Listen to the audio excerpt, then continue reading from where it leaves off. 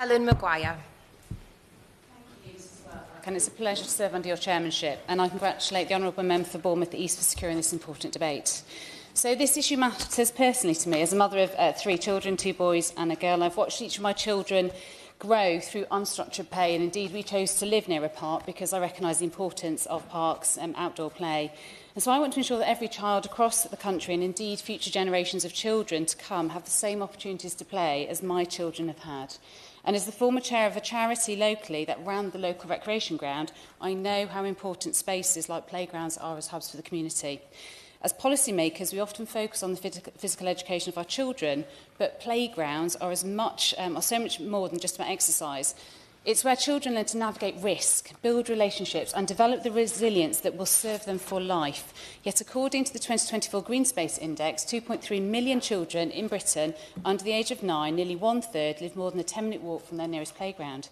This is a stark indicator of a growing play crisis in our country. Playgrounds are vital spaces where children explore their world and themselves through play. They develop social skills, creativity and cognitive abilities. They learn to assess and embrace risk, make decisions and form friendships.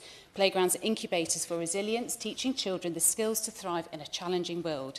As a former Scout leader who led teams on hikes up mountains, I've seen children how giving them the chance to push themselves through outdoor physical challenges really builds their self-esteem. Climbing to a mountain and being scared of being at the top there and just, and then realising when they've achieved it how successful and how brilliant that's been. And playgrounds offer, this chance for young people to challenge themselves, to climb higher, to swing faster, to jump that little bit further. Yet despite the clear benefits of playgrounds for our youth, local authority budgets for playgrounds have declined drastically, with a 14% fall in annual park funding in England between 2009 and 2020.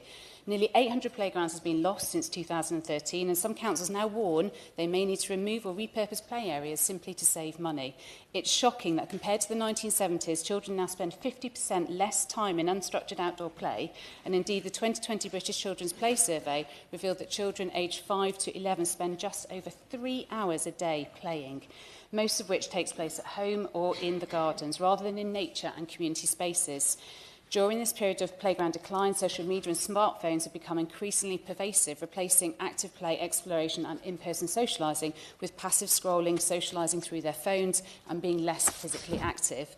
I was a physical trainer for over 15 years and I'm absolutely passionate about encouraging everyone to be more active. As a parent, I volunteered at my local primary school to support them in setting up their running club, and I saw firsthand the positive impact that physical activity has on young people. They were excited to be outside and they loved focusing their energy on something other than the stressful homework. And for teachers, when they returned to class, they then felt calm and able to focus. The public health implications of the decline in safe public spaces to play are profound. Over half of children fail to meet the recommended daily activity levels, and 37% of 10 and 11-year-olds in England are now overweight or obese.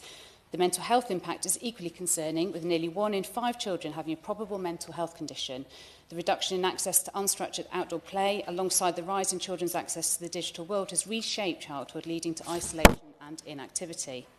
Every child has the right to play, to feel energised and free. Yet the opportunities for this freedom are shrinking. Without urgent action, generations of children will grow up deprived of the spaces that are so essential for their development and well-being. I urge this government to prioritise access to play spaces in planning and funding decisions. Decades of underinvestment and poor planning must be reversed. Play is not just a part of childhood. It's the foundation for healthy, happy and resilient adults.